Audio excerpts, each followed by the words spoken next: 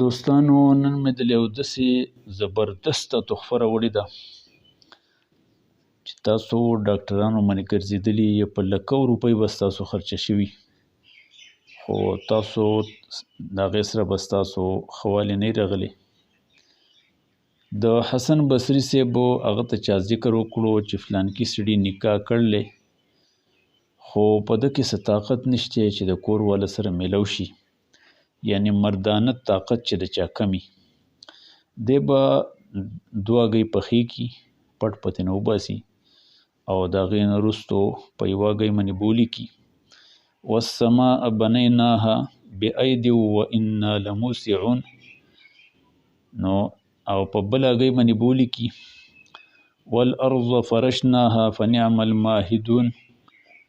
نو د اول هګۍ والسماء بنیناها دغه چې کوم هګۍ باندې لیکلي دا به سړی وخوري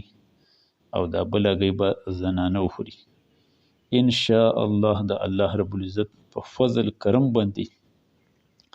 دا عمل یو ورځ وکړئ، دوه ورځې وکړئ، درې ورځې وکړئ او بیا ځان ته وګورئ